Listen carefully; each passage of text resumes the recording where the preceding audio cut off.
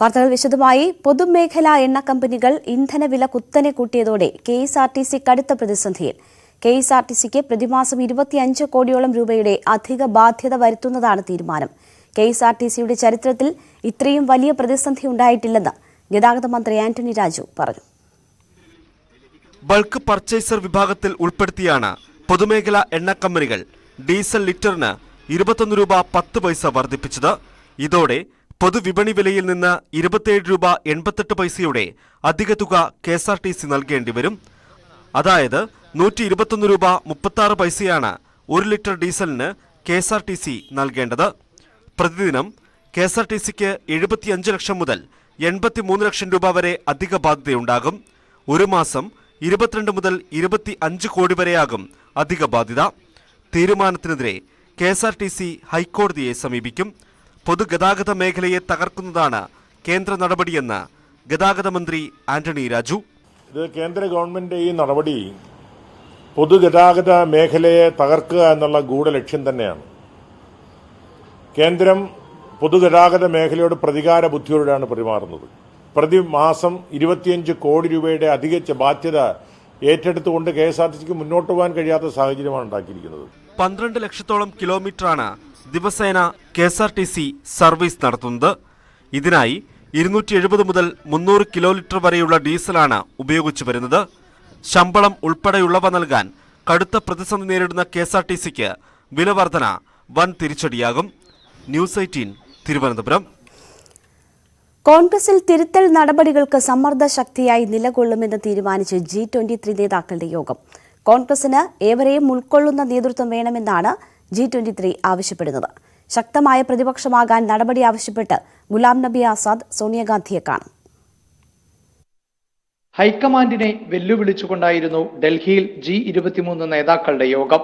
ഗുലാം നബി ആസാദിന്റെ വസതിയിൽ ചേർന്ന യോഗത്തിൽ എംപിമാരായ ആനന്ദ് ശർമ്മ, മനീഷ് തിവാരി, ശശി തരൂർ, അഖിലേഷ് പ്രതാപ് സിംഗ് അടക്കം 18 നേതാക്കൾ നേരിട്ട് പങ്കെടുത്തു.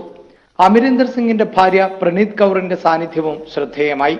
സംഘടനയ്ക്ക് അകത്ത് തിരുത്തൽ നടപടികൾക്ക് സമ്മർദ്ദ ശക്തിയായി നിലകൊള്ളാൻ യോഗം തീരുമാനിച്ചു. കോൺഗ്രസിന് ശക്തമായ നേതൃത്വം വേണമെന്ന് G23 ആവശ്യപ്പെട്ടു. കൂട്ടായ തീരുമാനം കൈക്കൊള്ളുന്ന രീതിയിലേക്ക് പാർട്ടി മാറണമെന്നും യോഗത്തിൽ ആവശ്യമുയർന്നു. ശക്തമായ പ്രതിപക്ഷമാകാൻ നടപടി ആവശ്യപ്പെട്ട് ഗുലാം നബി ആസാദ് സോണിയാഗാന്ധിയെ കാണും. യോഗത്തിൽ ഉയർന്നുവന്ന ക്രിയാത്മക നിർദ്ദേശങ്ങൾ സോണിയാഗാന്ധിയെ ധരിപ്പിക്കും. രാഹുൽ ഗാന്ധിയും പ്രിയങ്ക ഗാന്ധിയും യോഗത്തിൽ പങ്കെടുക്കുമെന്നാണ് സൂചന. ന്യൂസ് 18 ഡൽഹി.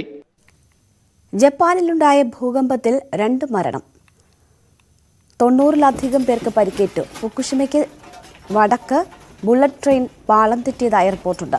റിക്ടർ സ്കെയിലിൽ 7.3 തീവ്രത രേഖപ്പെടുത്തിയ ഭൂചലനം ഇന്നലെ വൈകിട്ടാണ് ഉണ്ടായത്. 11 വർഷം മുൻപ് ആണവ ദുരന്തമുണ്ടായ ഫുക്കുഷിമയാണ് പ്രഭവ കേന്ദ്രം. നഗരത്തിന്റെ പല ഭാഗങ്ങളിലും മണിക്കൂറുകളോളം വൈദ്യുതി മുടങ്ങി. ഭൂചലനത്തെ തുടർന്ന് പുറത്തിറക്കിയ സുനാമി മുന്നറിയിപ്പ് പിൻവലിച്ചു.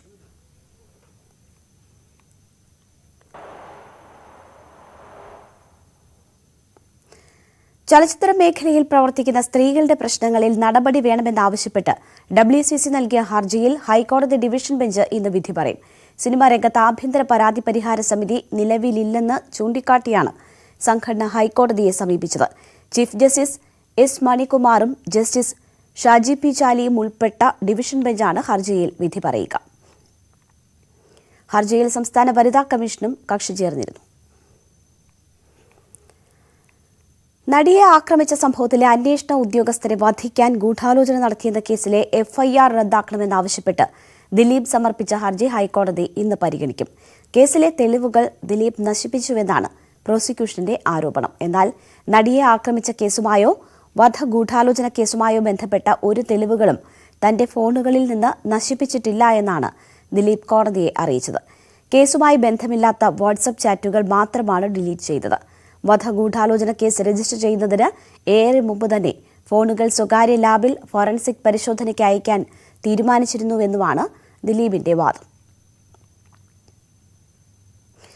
പാലക്കാട് RSS പ്രവർത്തകൻ സഞ്ജിത്തിനെ കൊലപ്പെടുത്തിയ കേസ് CBI അന്വേഷിക്കണമെന്നാവശ്യപ്പെട്ട് സമർപ്പിച്ച ഹർജി ഹൈക്കോടതി ഇന്ന് വീണ്ടും പരിഗണിക്കും. കേസ് CBIക്ക് കൈമാറണമെന്നാവശ്യപ്പെട്ട് ഭാര്യ അർഷികയാണ് ഹർജി നൽകിയിട്ടുള്ളത്. കേസിൽ CBI അന്വേഷണം ആവശ്യമില്ലെന്നാണ് സംസ്ഥാന സർക്കാരിന്റെ നിലപാട്.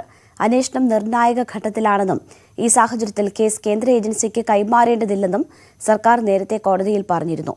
എന്നാൽ കൊലപാതകത്തിന് പിന്നിൽ നിരോധിത സംഘടനകളുണ്ടെന്നും സംസ്ഥാനത്തിന് പുറത്തേക്ക് അന്വേഷണം വ്യാപിപ്പിക്കേണ്ടതിനാൽ കേസ് സിബിഐക്ക് കൈമാറണമെന്നുമാണ് ഹർജിക്കാരി കോടതിയിൽ വ്യക്തമാക്കിയത്. രാജ്യസഭാ സീറ്റ് നിഷേധിച്ച LDF നടപടിയിൽ ശക്തമായ പ്രതിഷേധവുമായി LJD. പ്രതിഷേധം മുന്നണി നേതൃത്വത്തെ അറിയിക്കാനാണ് തീരുമാനം. സീറ്റ് വാങ്ങിയെടുക്കുന്നതിൽ നേതൃത്വം പരാജയപ്പെട്ടെന്നും യോഗത്തിൽ വിമർശനമുയർന്നു. ഓൺലൈനായി ചേർന്ന LJD നേതൃയോഗത്തിൽ രാജ്യസഭാ സീറ്റ് നിഷേധിച്ച മുന്നണി തീരുമാനത്തിനെതിരെ ശക്തമായ പ്രതിഷേധമാണ് ഉയർന്നത്. സിറ്റിംഗ് സീറ്റ് നിഷേധിച്ചതിലൂടെ പാർട്ടിയെ അപമാനിച്ചെന്നായിരുന്നു യോഗത്തിലെ പൊതുവികാരം. LDF തീരുമാനത്തിനെതിരെ LJD കോഴിക്കോട് ജില്ലാ അധ്യക്ഷൻ മനേത്ത് ചന്ദ്രൻ തുറന്നടിക്കുകയും ചെയ്തു. 2009 ലോക്സഭാ സീറ്റ് ഏകപക്ഷീയമായി നിഷേധിച്ച അതേ സാഹചര്യമാണ് ഇപ്പോഴെന്ന് മനേത്ത് പറയുന്നു. UDF-ൽ ആയിരുന്നപ്പോൾ മികച്ച പരിഗണന ലഭിച്ചിരുന്നു. 2009 എങ്ങനെയാണോ കോഴിക്കോട് ലോക്സഭയിൽ എടുത്തത്, ഞങ്ങൾ എടുത്തിരിക്കുന്നു എന്ന് പറയുന്ന പോലെ ഒന്ന് ഞങ്ങൾ എടുത്തു, ഒന്ന് CPI കൊടുത്തു. ഞങ്ങൾ വളരെ നിരാശരാണ്. ഞങ്ങളെ അപമാനിക്കുന്ന തുല്യമായ നടപടിയാണ് ഉണ്ടായിട്ടുള്ളത്. UDF സംഘടനാപരമായ അതിൻ്റെ രാഷ്ട്രീയമായ അടിത്തറയിലൊന്നും ഞങ്ങൾക്ക് വലിയ വിശ്വാസമില്ലെങ്കിൽ പോലും വലിയ പരിഗണനയാണ് അവർ തന്നത്. ശ്രേയാംസ് കുമാറിനെതിരെയും നേതൃയോഗത്തിൽ ശബ്ദമുയർന്നു. LJD-യുടെ ആവശ്യങ്ങൾ മുന്നണിയിൽ സമ്മർദ്ദം ചെലുത്തി നേടിയെടുക്കുന്നതിൽ നേതൃത്വം പരാജയപ്പെട്ടെന്നാണ് വിമർശനം. വോട്ട് ഷെയറിന്റെ കാര്യത്തിൽ ഞങ്ങളുടെ 10-1 പോലും ഇല്ലാത്ത എല്ലാ രാഷ്ട്രീയ പാർട്ടികൾക്കും ഒരു MLA ഉള്ളവർക്ക് മന്ത്രിസ്ഥാനം കൊടുത്തിട്ട് പോലും ഞങ്ങൾക്ക് തന്നില്ല.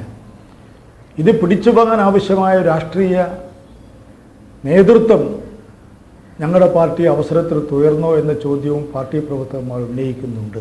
LDF-ൽ തന്നെ തുടരുമെന്ന് പറയുമ്പോഴും അവഗണന സഹിച്ച് തുടരേണ്ടതില്ലെന്ന ശബ്ദം LJD-യിൽ ശക്തമാണ്. LJD-യിൽ അച്ചടക്ക നടപടി നേരിട്ട ഷെയ്ഖ് പി ഹാരിസിനെ CPM സ്വീകരിച്ചതിലും അമർഷമുണ്ട്. കേരയിൽ ഉൾപ്പെടെയുള്ള വിഷയങ്ങളിൽ സർക്കാരിന്റേതിൽ നിന്ന് വിഭിന്നമായ ശബ്ദമുയർത്തേണ്ടിവരുമെന്ന് മനേത്ത് ചന്ദ്രൻ ഉൾപ്പെടെയുള്ള നേതാക്കൾ പറയുന്നു. ന്യൂസ് 18 കോഴിക്കോട്. രാജ്യാന്തര ചലച്ചിത്രോത്സവത്തിന് നാളെ തിരുവനന്തപുരത്ത് തുടക്കം. മേളയ്ക്കായി ഒരുക്കങ്ങൾ പൂർത്തിയായെന്ന് ചലച്ചിത്ര അക്കാദമി ചെയർമാൻ രഞ്ജിത്ത് പറഞ്ഞു. ചലച്ചിത്രമേളകളിലെ പ്രതിനിധികൾക്കുള്ള പാസ് വിതരണം ആരംഭിച്ചു. നടൻ സൈജു കുറുപ്പ് ആദ്യ പാസും ഡെലിഗേറ്റ് കിറ്റും ഏറ്റുവാങ്ങി. വെള്ളിയാഴ്ച മുതൽ ഒരാഴ്ചക്കാലം നീണ്ടുനിൽക്കുന്ന രാജ്യാന്തര ചലച്ചിത്രമേളയ്ക്ക് ഒരുക്കങ്ങൾ പൂർത്തിയായി. ഡെലിഗേറ്റ് സെൽ പ്രവർത്തനവും പാസുകളുടെ വിതരണവും ആരംഭിച്ചു. നടൻ സൈജു കുറുപ്പിന് മുൻ സ്പീക്കർ M. വിജയകുമാർ ആദ്യ പാസും ഡെലിഗേറ്റ് കിറ്റും നൽകിയായിരുന്നു ഉദ്ഘാടനം. ആദ്യമായി മേളയുടെ വേദിയിലെത്തിയ സന്തോഷം സൈജു കുറുപ്പും പങ്കുവച്ചു.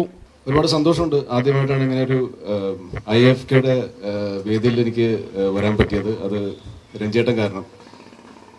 ഒരുപാട് നന്ദിയും സന്തോഷമുണ്ട് രഞ്ജേട്ടനോട്. കോവിഡിന് മുൻപുള്ള സിനിമാ കാലത്തെ തിരികെ പിടിക്കുകയാണ് മേളയുടെ ലക്ഷ്യമെന്ന് ചലച്ചിത്ര അക്കാദമി ചെയർമാൻ രഞ്ജിത്ത് പറഞ്ഞു.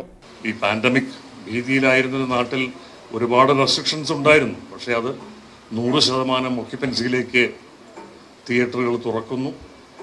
അതുകൊണ്ട് തന്നെ ശ്രീ അജോയ് പറഞ്ഞതുപോലെ 10,000-ഓളം ഡെലിഗേറ്റ്സിൻ്റെ ഒരു വരവ് ഈ പട്ടണത്തിലേക്ക് എത്തും. പഴയ ഇടയ്ക്ക് മുറിഞ്ഞു പോയ എങ്കിലും പഴയ ആ പ്രഭാവ കാലത്തെ വീണ്ടും തിരിച്ചു പിടിക്കുകയാണ്. ആ കാലത്തെ തിരിച്ചു പിടിക്കുകയാണ് നമ്മളേവരും ചേർന്ന്. തിരിച്ചറിയൽ രേഖയുമായി എത്തിയാൽ പ്രതിനിധികൾക്ക് പാസ് ലഭിക്കും. രാവിലെ 8 മുതൽ വൈകിട്ട് 7 വരെയാണ് പാസുകളുടെ വിതരണം.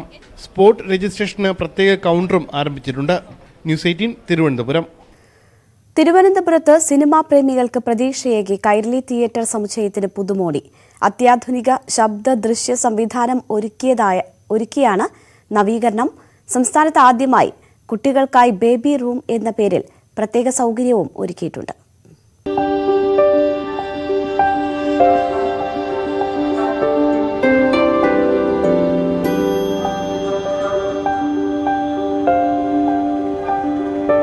തലസ്ഥാനത്തിന്റെ സിനിമാ കേന്ദ്രമായ കൈരളി നിള ശ്രീ തിയേറ്ററുകൾ അടിമുടി മാറി.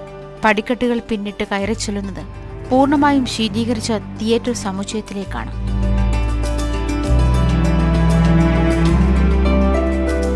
ലോകോത്തര കമ്പനിയായ ബാർക്കോയുടെ RGB 4K ലേസർ പ്രൊജക്ടർ, തിയേറ്ററുകൾക്കുള്ളിലെ മികച്ച ലൈറ്റിംഗ്, ശബ്ദ സംവിധാനങ്ങൾ.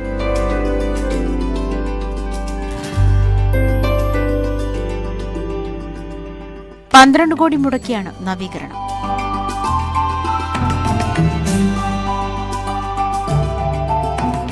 പല രീതിയിലുള്ള ഒരു പക്ഷേ ടെക്നോളജിയുടെ ഇന്ന് കേരളത്തിൽ ഉള്ള ഏറ്റവും ഒരർത്ഥത്തിൽ അതിൻ്റെ ധർമ്മം അതല്ലെങ്കിൽ കലയുടെ ധർമ്മം ടെക്നോളജിയിൽ കൂടി ഏറ്റവും ഭംഗിയിൽ കാണിക്കാൻ പറ്റുന്ന ഒരു സ്ഥലമാണ് കൈരളി ശ്രീനിളയിൽ നമ്മൾ ഉണ്ടാക്കിയിരിക്കുന്നത്. അതും സാധാരണക്കാരുടെ പൈസ വെച്ചുണ്ടാക്കിയ ഒരു തിയേറ്ററാണ്.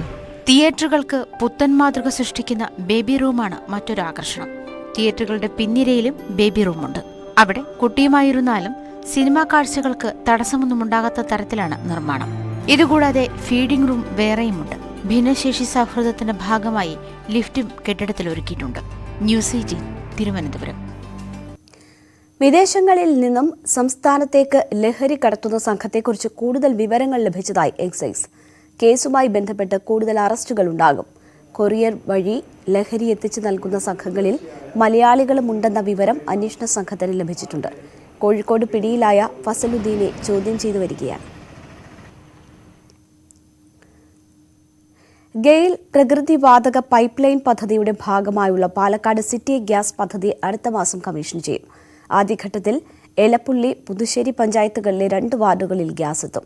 ഇതിനു പുറമെ CNG സ്റ്റേഷനുകളിലേക്കും വാളയാറിലെ പ്രധാന സ്റ്റേഷനിൽ നിന്ന് ഗ്യാസ് എത്തിക്കും.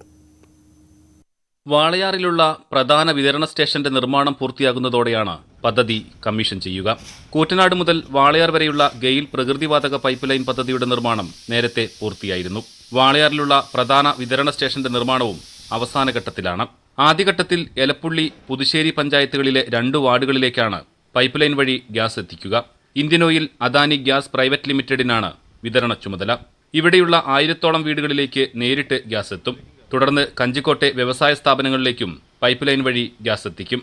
വിതരണ സ്റ്റേഷൻ പ്രവർത്തന സജ്ജമായാൽ CNG സ്റ്റേഷനുകളിലേക്ക് ഈ മാസം തന്നെ ഗ്യാസ് എത്തും. ഇപ്പോൾ കൊച്ചിയിൽ നിന്നാണ് CNG എത്തിക്കുന്നത്. ജില്ലയിൽ കൂടുതൽ CNG പമ്പുകളും ആരംഭിക്കും. പാലക്കാട് നഗരത്തിലേക്ക് വിതരണ പൈപ്പ് ലൈൻ സ്ഥാപിക്കാൻ ദേശീയപാത അതോറിറ്റിയുടെ അനുമതി ലഭിക്കേണ്ടതുണ്ട്. അനുമതി കിട്ടിയാൽ ഈ വർഷം തന്നെ പാലക്കാട് നഗരത്തിലും പദ്ധതി നടപ്പിലാക്കുമെന്ന് അധികൃതർ പറഞ്ഞു. ജില്ലയിലൊട്ടാകെ വിവിധ ഘട്ടങ്ങളിലായി സിറ്റി ഗ്യാസ് പദ്ധതി പൂർത്തിയാകാൻ 8 വർഷമെടുക്കുമെന്നാണ് കണക്കുകൂട്ടൽ. എലപ്പുള്ളി, പുതുശ്ശേരി പഞ്ചായത്തുകളിലെ വീടുകളിലേക്ക് അടുത്ത മാസം പൈപ്പിലൂടെ ഗ്യാസ് എത്തിക്കാനുള്ള നിർമ്മാണ പ്രവർത്തനങ്ങളാണ് അതിവേഗത്തിൽ നടക്കുന്നത്. അതിനുശേഷം പാലക്കാട് നഗരത്തിലും ഗ്യാസ് എത്തിക്കും. ക്യാമറാമാൻ പ്രജിത് കോങ്ങാടിനോടൊപ്പം Prasad Udumbissery, news 18 Palakkad. Thunder bolt സുരക്ഷയൊരുക്കുന്ന ഒരു പഞ്ചായത്ത് പ്രസിഡന്റ് ഉണ്ട് കോഴിക്കോട് ചക്കിട്ടപ്പാറയിൽ. മാവോയിസ്റ്റ് ഭീഷണിയെ തുടർന്ന് പഞ്ചായത്ത് പ്രസിഡന്റ് K. സുനിലിന്റെ ഇടം വലം തണ്ടർ ബോൾട്ട് സേനയിലെ 2 പേർ എപ്പോഴും ഉണ്ടാകും. തനിക്ക് ഇപ്പോഴും ഭീഷണിയുണ്ടെന്ന് CPM നേതാവ് കൂടിയായ സുനിൽ പറയുന്നു. CPI മാവോയിസ്റ്റ് പ്രസിദ്ധീകരണമായ കാട്ടുതീയിൽ 6 മാസം മുമ്പാണ് ചക്കിട്ടപ്പാറ പഞ്ചായത്ത് പ്രസിഡന്റ് K. സുനിലിനെതിരെ പരാമർശം. ബല്ലാരി റെഡ്ഡിയെ ചവിട്ടി പുറത്താക്കുകയെന്ന തലക്കെട്ടിൽ പുറത്തിറങ്ങിയ പതിപ്പിൽ പയ്യാനിക്കോട്ടെ മലനിരകൾ കുത്തകകൾക്ക് കൈമാറാൻ CPM നേതാവും പഞ്ചായത്ത് പ്രസിഡന്റുമായ സുനിൽ ശ്രമിക്കുന്നുവെന്ന് പറയുന്നുണ്ട്. അതിനുശേഷം തണ്ടർബോൾട്ട് സേനയിലെ 2 പേർ സദാസമയവും സുനിലിനൊപ്പമുണ്ട്.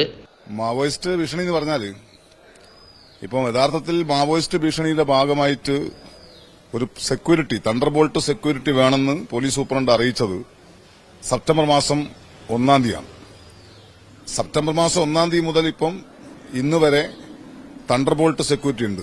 പഞ്ചായത്ത് പ്രസിഡന്റിന്റെ ഓഫീസിലും വീട്ടിലും പൊതുപരിപാടികളിലുമെല്ലാം തണ്ടർബോൾട്ടിന്റെ സുരക്ഷയുണ്ട്. ഭീഷണിയെ തുടർന്ന് പ്രസിഡന്റ് മുതുകാടേക്ക് താമസം മാറിയിരുന്നു. ഇപ്പോഴും ഭീഷണി നിലനിൽക്കുന്നതായി K. സുനിൽ പറയുന്നു. ഒഴിവാക്കുന്നതിനെ കുറിച്ച് സംസാരിച്ചപ്പം പോലീസ് പറയുന്നത്, പ്രത്യേകിച്ച് പോലീസിന്റെ ഇന്റലിജൻസ് ബ്യൂറോ അവർ പറയുന്നത്, ഈ മുതുകാട് പ്രദേശത്ത് ഇപ്പോഴും മാവോയിസ്റ്റ് സാന്നിധ്യമുണ്ട്. ഈ സംഭവത്തിന് ശേഷം 3 തവണ നിരവധി വീടുകളിൽ മാവോയിസ്റ്റുകൾ വരികയും നമ്മുടെ ലൊക്കേഷൻ അന്വേഷിക്കുകയും നമ്മളെ യാത്ര ചെയ്യുന്ന വാഹനങ്ങളെക്കുറിച്ചും ഒക്കെ വിവരങ്ങൾ ശേഖരിച്ചിട്ടുണ്ട്. ആ വിവരം കൃത്യമായി പോലീസ് ഉള്ളതുകൊണ്ടാണ് സെക്യൂരിറ്റി എന്ന നിലയിൽ ഒഴിവാക്കാൻ പോലീസ് തയ്യാറാവുന്നത്. സുനിലിന്റെ വീടിന് സമീപമുള്ള ആദിവാസി കോളനിയിൽ മാവോയിസ്റ്റ് സംഘമെത്തിയിരുന്നതായി പോലീസ് പറയുന്നു. അതുകൊണ്ട് തന്നെ സുരക്ഷ തുടരാനാണ് തീരുമാനം. സാധാരണ നിലയിൽ സുരക്ഷയ്ക്കായി പോലീസുകാരെയാണ് നിയോഗിക്കാറ്. എന്നാൽ സുനിലിനെതിരെയുള്ള ഭീഷണി അതീവ ഗൗരവതരമായതിനാലാണ് തണ്ടർബോൾട്ടിനെ നിയോഗിച്ചതെന്നാണ് പോലീസ് വിശദീകരണം. ചക്കിട്ടപ്പാറയിൽ നിന്ന് cameraman Sreejith C. കല്ലുമുട്ടിക്കൊപ്പം S. Vinesh Kumar, news 18. സ്ത്രീകളുടെ കൂട്ടായ്മയുടെ കഥ പറയുകയാണ് കോഴിക്കോട് ടൗൺ ഹാളിൽ ഒരുക്കിയ ക്രോമ ഡെല്ലവിറ്റ എന്ന ചിത്രപ്രദർശനം. ചിത്രകാരികളുടെ കൂട്ടായ്മയായ വരമുഖി ആർട്ട് കമ്മ്യൂൺ അംഗങ്ങളുടേതാണ് ചിത്രങ്ങൾ. പ്രദർശനം നാളെ അവസാനിക്കും.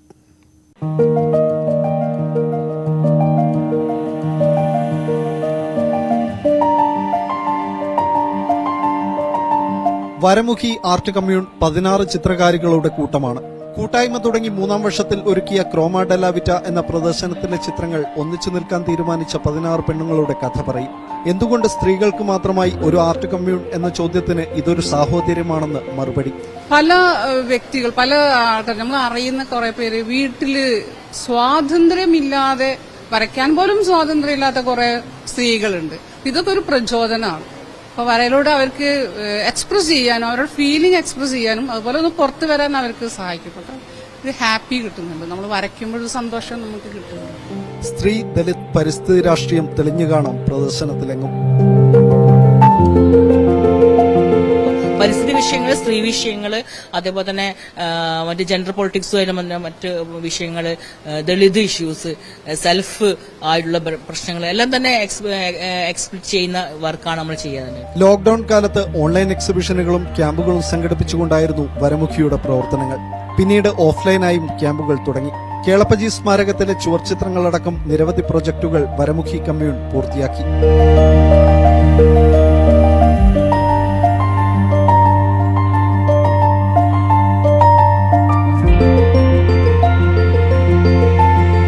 ന്യൂസ് 18 കോഴിക്കോട്. നാടൊന്നാകെ നാടകം കാണാൻ ഒത്തുകൂടിയ വിശേഷമാണിനി. ഒരു കാലത്ത് നാടകങ്ങൾ പതിവ് കാഴ്ചയായിരുന്ന വയനാട്ടിലെ വരദൂർ ഗ്രാമത്തിൽ 4 നൂറ്റാണ്ടിന് ശേഷം അരങ്ങുണർന്നു. പഴയകാല നാടക പ്രവർത്തകർക്കൊപ്പം പുതുതലമുറയും വേദിയിലെത്തിയതോടെ ഇപ്പോൾ ഗ്രാമത്തിന് ഉത്സവദിനമാണ്. ഓർമ്മത്തണൽ അവതരിപ്പിക്കുന്ന കുരുക്ഷേത്രം എന്ന നാടകം ഞങ്ങൾ ഈ വേദിയിൽ അവതരിപ്പിക്കുന്നു. ഒരു ഗ്രാമത്തിന്റെ മാസങ്ങൾ നീണ്ട കാത്തിരിപ്പാണ് അരങ്ങിലെത്തിയത്. ഇവിടെ തിന്മ വിജയിക്കരുത്, നന്മ വിജയിക്കണം. നന്മയെ വിജയിക്കാവൂ. എന്തു ചെയ്യണമെന്ന് നിനക്ക് തീരുമാനിക്കാം, നിനക്ക് മാത്രം.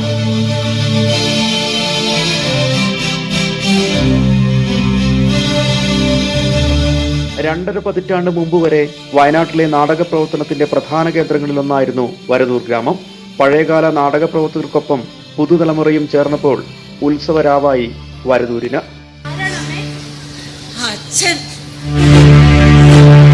മോളാണല്ലേ? ഇവളെ കാണുന്നതിന് മുന്നേ ഞാൻ പോയി. അകത്ത് പോകൂ. രാജു, കണ്ടിട്ട് അറിയുന്നില്ലല്ലോ. മോൻ എന്ത് ചെയ്യുന്നു? രാജു എന്താ നോക്കി നിൽക്കുന്നത്? പോയിക്കോടെ. എല്ലാ വർഷവും ക്ലബ്ബുകളുടെ വാർഷികം, അതുപോലെ ഉത്സവങ്ങളിലൊക്കെ പറമ്പുകളിലൊക്കെ തന്നെ നാടകങ്ങൾ അവതരിപ്പിച്ചിരുന്നു. അത് കാണുന്നതിന് നല്ല ജനത്തിരക്കും ഉണ്ടാവുമായിരുന്നു. ഇന്നത് അപ്രത്യക്ഷമായിട്ടുണ്ട്. അത് വീണ്ടും പുതിയ തലമുറയ്ക്ക് പരിചയപ്പെടുത്തുന്നതിനും അതിനു വേണ്ടിയിട്ടാണ് ഈ പരിപാടി ഇവിടെ ആസൂത്രണം ചെയ്തത്.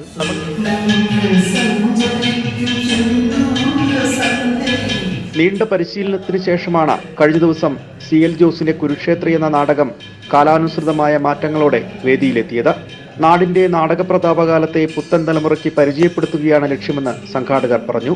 നമ്മളിതിൻ്റെ കളക്ഷനുമായിട്ട് ജനങ്ങളിലേക്ക് ഇറങ്ങിയ സമയത്ത് പുതുതലമുറയ്ക്ക് ഈ നാടകം എന്നുള്ളത് തീരെ പരിചയമില്ലാത്തൊരു കാര്യമാണ്. അപ്പോൾ നമ്മളിതിൻ്റെ കാര്യങ്ങൾ പറയുകയും, അപ്പോൾ നമ്മൾ ഇന്നലെ ചർച്ച ചെയ്ത സമയത്ത് 26 വർഷത്തിന് മുമ്പാണ് വരദൂരിൽ ഒരു നാടകം മുമ്പേ അരങ്ങേറിയിട്ടുള്ളത്. ഈ ലോക ചരിത്രത്തിൽ ജനിക്കാതെ മരിച്ചവർ 2 പേരുണ്ട്. അവരാരാ? 90കളുടെ തുടക്കം വരെ വരദൂരിലെ തരങ്കിണിയും ദൃശ്യകലയും യുവപ്രതിഭയുമൊക്കെ മത്സരിച്ച് നാടകങ്ങൾ അവതരിപ്പിച്ചിരുന്നു. തരങ്കിണി ഒരുക്കിയ നാടകോത്സവത്തിന് വയനാടിന്റെ വിവിധ ഭാഗങ്ങളിൽ നിന്നെല്ലാം വിവിധ ട്രൂപ്പുകൾ മത്സരിക്കാനെത്തിയിരുന്നു. വരദൂർ AUP സ്കൂളിലെ പൂർവ്വ വിദ്യാർത്ഥി കൂട്ടായ്മയായ ഓർമ്മത്തണലായിരുന്നു ഈ നാടകത്തിന്റെ പ്രധാന സംഘാടകർ. നാടകത്തിൻ്റെ ഒരു കൂട്ടായ്മയുടെ ഏറ്റവും വലിയ കേന്ദ്രമായിരുന്നു വരദൂർ. തരങ്കിണിയുടെ ആഭിമുഖ്യത്തിലൊക്കെ വയനാടിൻ്റെ ഒട്ടുമിക്ക മേഖലകളിലും നടത്തിയ നാടകങ്ങളുടെ ഒരു ഓർമ്മ പുതുക്കലായിട്ടാണ്. നാടകങ്ങൾ ഇവിടെ അവസാനിച്ചിട്ടില്ലെന്ന് സംഘാടകർ പറയുന്നു. കിട്ടിയ പിന്തുണയിൽ ഇനിയും അരങ്ങുണർത്താൻ വരദൂർ ഗ്രാമം ഒന്നിച്ചുണ്ട്. രതീഷ് വാസുദേവൻ, ന്യൂസ് 18 വയനാട്. 800 കോടിയോളം രൂപ ചെലവ് വരുന്ന 10 പദ്ധതികൾക്ക് പ്രമുഖ ബിൽഡർമാരായ സ്കൈലൈൻ തുടക്കമിടുന്നു. വില്ലകളും അപ്പാർട്ട്മെന്റുകളുമായി 150 പദ്ധതികൾ പൂർത്തിയാക്കിയ വേളയിലാണ് സ്കൈലൈനിന്റെ പ്രഖ്യാപനം. 800 കോടിയിലധികം രൂപ ചെലവിൽ 13 പദ്ധതികളുടെ നിർമ്മാണം തുടരുന്നതിനിടെയാണ് പുതിയ പദ്ധതികളെക്കുറിച്ചുള്ള വിശദാംശങ്ങൾ സ്കൈലൈൻ അധികൃതർ വ്യക്തമാക്കിയത്. ഉപഭോക്താക്കളാണ് കമ്പനിയുടെ കരുത്തെന്നും കൂടുതൽ ഗുണമേന്മ ഉറപ്പുവരുത്തിയുള്ള പദ്ധതികളാണ് കമ്പനി അവതരിപ്പിക്കുന്നതെന്നും skyline builders CMD KV Abdul Azeez കൊച്ചിയിൽ പറഞ്ഞു. ഡിസ്പോസിബിൾ ശുചിത്വ ഉൽപ്പന്നങ്ങളുടെ ഇന്ത്യയിലെ നിർമ്മാതാക്കളായ നോബൻ ഹൈജീൻ അവരുടെ പുതിയ മുൻനിര ഉൽപ്പന്നമായ സ്നഗ്ഗി ഗോൾഡ് പാൻ സ്റ്റൈൽ ഡയപ്പറുകൾ പുറത്തിറക്കി. ബാൻഡിന്റെ അൾട്രാ പ്രീമിയം വേരിയന്റാണ് സ്നഗ്ഗി ഗോൾഡ്. 5 വ്യത്യസ്ത സൈസുകളിൽ ഇത് ലഭ്യമാണ്. ഏഷ്യൻ രാജ്യങ്ങളിലേക്കും ആഫ്രിക്കൻ ഉപഭൂഖണ്ഡത്തിലേക്കും സ്നഗ്ഗി കയറ്റുമതി ചെയ്യപ്പെടുന്നുണ്ടെന്നും Nobel hygiene managing director Kamal Kumar പറഞ്ഞു. ചലച്ചിത്ര താരം ഭാമ പുതിയ ഉൽപ്പന്നങ്ങളുടെ വിപണനോദ്ഘാടനം നിർവഹിച്ചു.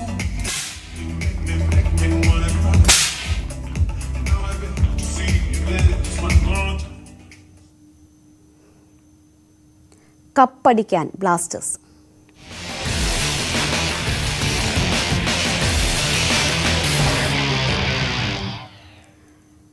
ISLൽ ഹൈദരാബാദ് FCയെ തകർത്ത് കേരള ബ്ലാസ്റ്റേഴ്സ് കപ്പ് ഉയർത്തുമെന്ന് ടീമിന്റെ ആരാധകനായ 10 വയസ്സുകാരൻ കാർത്തിക്. സെമി ഫൈനൽ മലപ്പുറത്തെ വീട്ടിലിരുന്നാണ് കണ്ടതെങ്കിൽ ഫൈനൽ കാണാനായി ഗോവയ്ക്ക് പോകുമെന്നും IM വിജയൻ കൊണ്ടുപോകാമെന്ന് ഏറ്റിട്ടുണ്ട് എന്നും കാർത്തിക് പറഞ്ഞു. സെമി ഫൈനലിൽ ജംഷഡ്പൂർ FCയെ തകർത്ത് ഫൈനലിൽ പ്രവേശിച്ച ബ്ലാസ്റ്റേഴ്സിന്റെ ജയത്തിൽ കണ്ണീരണിഞ്ഞ കാർത്തിക്കിന്റെ വീഡിയോ സമൂഹമാധ്യമങ്ങളിൽ വൈറലായിരുന്നു. നമസ്കാരം, ഞാൻ കാർത്തികാണ്. സെമി ഫൈനലിൽ നമ്മൾ ജയിക്കല്ല സമനിലായി. അതോടുകൂടി നമ്മൾ ഫൈനലിലേക്ക് ക്വാളിഫൈ ചെയ്തിരിക്കുകയാണ്. അപ്പോൾ ഫൈനലിൽ നിന്ന് എത്ര വലിയ ടീം വന്നാലും നമ്മൾ ജയിക്കും. കളിയെ കുറിച്ച് പറയുകയാണെങ്കിൽ മാക്സിമം കേരള ബ്ലാസ്റ്റേഴ്സ് ഒരു 2-1 ജയിക്കേണ്ട ഒരു കളിയായിരുന്നു. പക്ഷെ അത് ജയിക്കാണ്ട് കഴിഞ്ഞില്ല. ആദ്യം ലൂണയുടെ ഗോളാണ് വന്നത്, ഒരു കർവിങ് ഷോട്ട്. പിന്നെ ജംഷഡ്പൂരിന് വേണ്ടി കോർണറിൽ മത്സരത്തിൽ ആദ്യ കോർണർ തന്നെ 2ാം പകുതിയിലായിരുന്നു. അതിലൂടെ ഒരു ഗോൾ സ്കോർ ചെയ്ത്. പിന്നെ പറയുകയാണെങ്കിൽ നല്ല ഒരു കളിയായിരുന്നു. മലപ്പുറത്തു നിന്നാണ് കളി കണ്ടത്. അപ്പോൾ ആ ഫ്രണ്ട്സിൻ്റെ ഇടയിൽ നിന്ന് ഞാൻ ആദ്യമായിട്ടാണ് ഇങ്ങനെ കളി കാണുന്നത്. അപ്പോൾ എനിക്ക് അതും വളരെ ഒരു എക്സ്പീരിയൻസ് ആയിരുന്നു. എൻ്റെ ജീവിതത്തിൽ തന്നെ എനിക്ക് ഏറ്റവും സന്തോഷമായ ദിവസങ്ങളിൽ ആണിപ്പോൾ കടന്നു പോകുന്നത്. അതിലൊന്ന് ഇതാണ്. പിന്നെ കേരള ബ്ലാസ്റ്റേഴ്സിൻ്റെ 12th മാൻ ഞാനായിരുന്നു. അപ്പം അതിൽ എനിക്ക് സന്തോഷമുണ്ട്. പിന്നെ എന്നെ ഇനി ഫൈനലി ഗോവയിലാവുമല്ലോ കളി, അപ്പോൾ ഗോവയിലേക്ക് ഞാൻ പോകുന്നുണ്ട്. എന്നെ മോർണിംഗ് ന്യൂസ് പൂർണ്ണമാകുന്നു. നമസ്കാരം.